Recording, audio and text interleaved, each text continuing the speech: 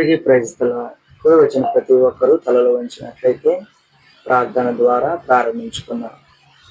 మహాగణుడ, మహోన్నతుడ, మహోన్నతమైన పరిశుద్ధ స్థలంలో నివసించేవాడా, నీకు వందనాలు, స్తుతులు, స్తోత్రములు. రాజుల రాజా, రాజాతి రాజా, నీకు వందనాలు, స్తుతులు, స్తోత్రములు. త్రియేక దేవ, ఆది సంభూతుడా, ద్వితీయ సత్యదేవుడా, స్తుతులకు పాత్రుడా, స్తోత్రార్హుడా, నీకు వందనాలు, స్తుతులు, స్తోత్రములు. తండ్రి దేవా, ఇదిగో ఈ యొక్క ఉదయకాల సమయమ వేకోవచ్చామని నీ పాదముల చెంత చేరు తండ్రి అని నిన్ను స్తుతించుటకు నువ్వు చూపిన నీ కృపా మహదైశ్వర్యమును బట్టి నీకు వందనాలు, స్తుతులు, స్తోత్రములు, స్తోత్రములు, స్తోత్రములు. నా తండ్రి దేవా, ఇదిగో ఈ యొక్క సమయమున నీ వాక్యము ద్వారా నువ్వు మాతో మాట్లాడమని అడుగుచు నన్ను ప్రభా.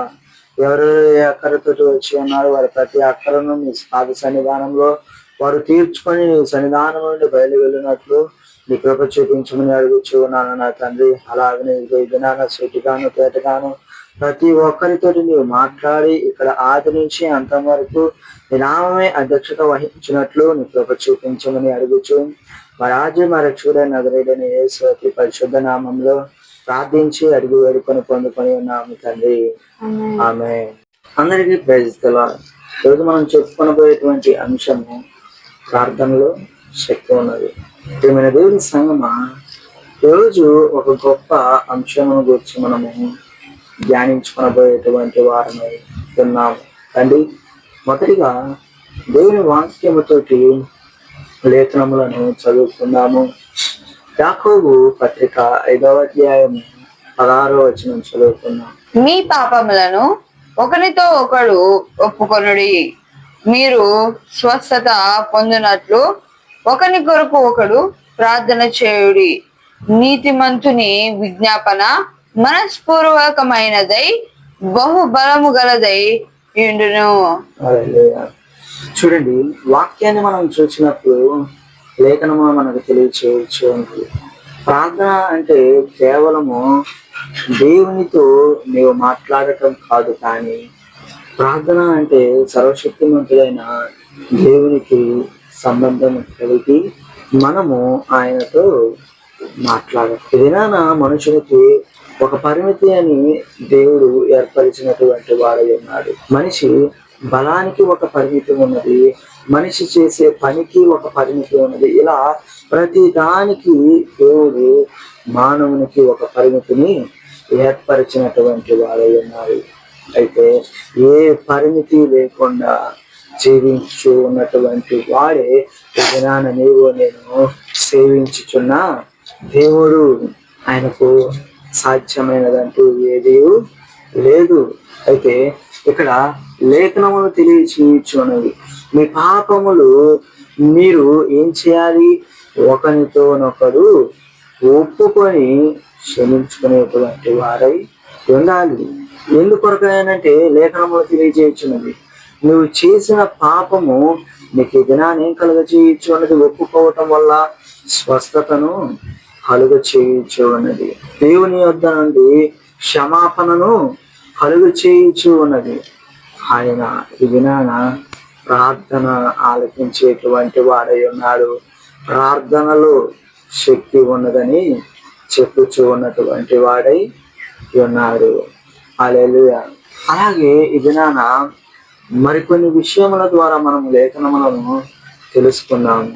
ప్రార్థనలో ఉన్నటువంటి శక్తి ఏమిటో మనము గ్రహిద్దాము. రండి, మరొక వాక్యమును మనము చదువుకుందాము. మార్కు సువార్త 10వ అధ్యాయము 27వ వచనం చదువుకుందాం. యేసు వారిని చూచి, ఇది మనుషులకు అసాధ్యమే గాని దేవునికి అసాధ్యము కాదు, దేవునికి సమస్తమును సాధ్యమే అనెను. చూడండి, ప్రార్థన ద్వారా అసాధ్యమైనటువంటి కార్యములను కూడా సాధ్యము చేసేటువంటి వాడై ఉన్నాడు. ఇది నీవు నేను సేవించినటువంటి దేవుడు. ఆయన లేఖనముల ద్వారా తెలియజేయుచున్నాడు, ఇది మనుషులకు అసాధ్యము కానీ దేవునికి సమస్తమును సాధ్యమే. మనుషులు అనుకుంటూ ఉంటారు, ఈ పని ఎవరి వల్ల కాదు, ఆ రోగమును తగ్గించటము ఎవరి వల్ల కాదు, చనిపోయిన వ్యక్తిని లేపటము ఎవరి వల్ల కాదు అని మానవుడు ఈ దినాన తల వంచవచ్చు, కానీ మానవుని సృజించినటువంటి దేవుడు అలాగ తలంచడు. ఎందుకంటే ఆయనకు అసాధ్యమైనదంటే ఏది కూడా లేదు. పరిశుద్ధ గ్రంథంలో మనం చూసినప్పుడు ఎంతో మంది కుష్టి వ్యాధులను స్వస్థపరిచినటువంటి వాడై ఉన్నాడు. చనిపోయినటువంటి వారిని తిరిగి బ్రతికించినటువంటి వాడై ఉన్నాడు.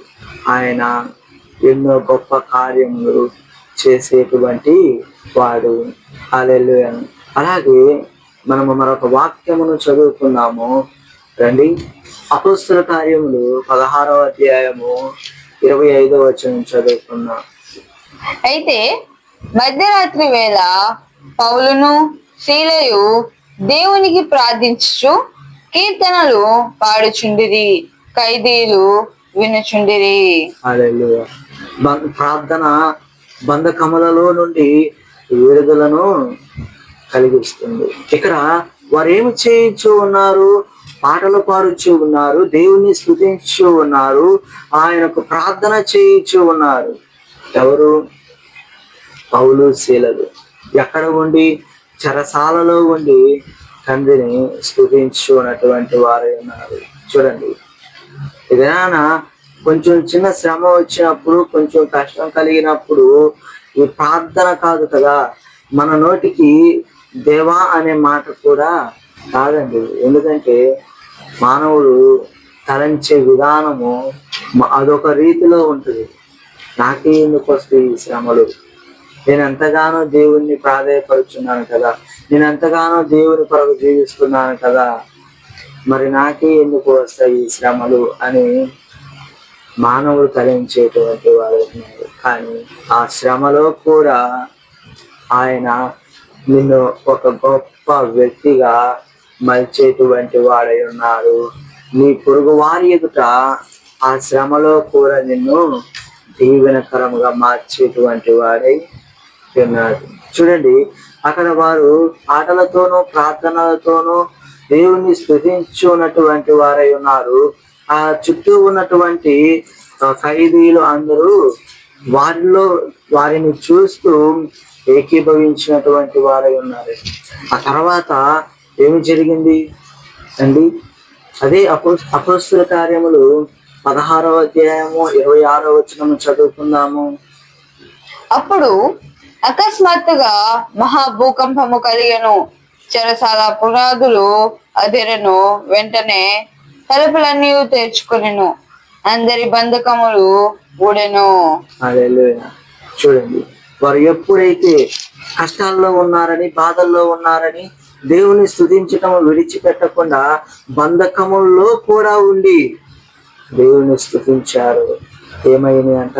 దేవుడు అక్కడ గొప్ప అద్భుత కార్యమును జరిగించినటువంటి వారు ఉన్నారు. వాక్యం ఏమని తెలియజేస్తున్నది? వారు ఎప్పుడైతే దేవుని స్తుతించడం ప్రారంభించారో అప్పుడు చెరసాల పునాదులు అదిరినటువంటివి ఉన్నవి, పెద్ద భూకంపం వచ్చినటువంటివి ఉన్నవి, బంధకములు మొత్తము, చెరసాల తలుపులు అన్నీ ఊడిపడినటువంటివిగా ఉన్నవి. ఇది నాన్న ప్రార్థనలో శక్తి ఉన్నది, దేవుని స్తుతించడంలో శక్తి ఉన్నది. అటువంటి శక్తి కలిగినటువంటి ప్రార్థనలో ఇది నాన్న నీవు నేను ఏకీభవించినప్పుడు ఎవరను కూడా మౌనముగా ఉండేటువంటి వారమై ఉండక ప్రతి ఒక్కరము ప్రార్థనలో హృదయపూర్వకముగా ఏకీభవించేటువంటి వారమై ఉండాలి. మనస్ఫూర్తిగా ఆయనను ఆరాధించేటువంటి వారమై ఉండాలి. ఎవరికి గొప్పనటువంటి గొప్ప భాగ్యము ఈ దినాన నీకు నాకు తక్కినదంటే మనం ఎంత శ్రేష్ఠులము.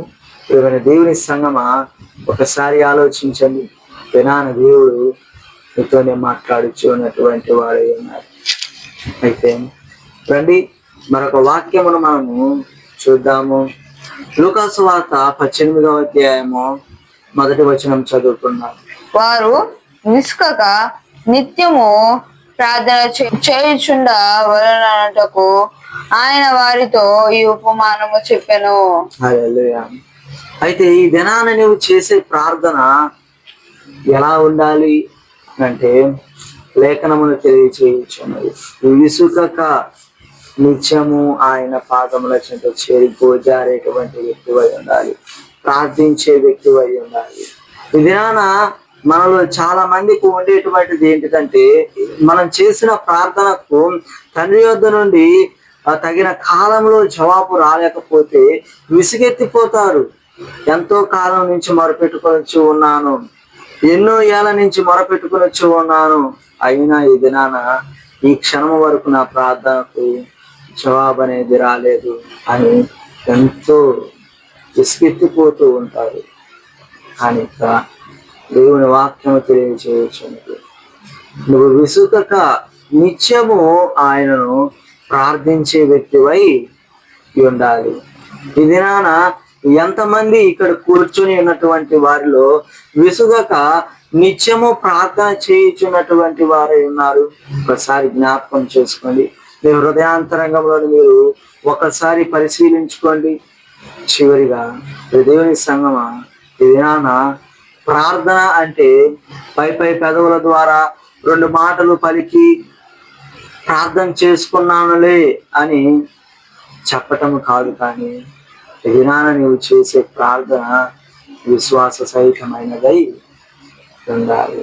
నీ పూర్ణ హృదయముతోనూ పూర్ణ ఆత్మతోనూ ఆయనను నీవు ఎప్పుడైతే విసుగక ప్రతి నిత్యము ప్రార్థించేటువంటి వ్యక్తివై ఉంటావో, ఆయన నీ ప్రతి మనవిని ఆలకిస్తాడు, నీ ప్రతి అవసరమును నీ ప్రతి అక్కరను తీర్చేటువంటి వాడై ఉన్నాడు.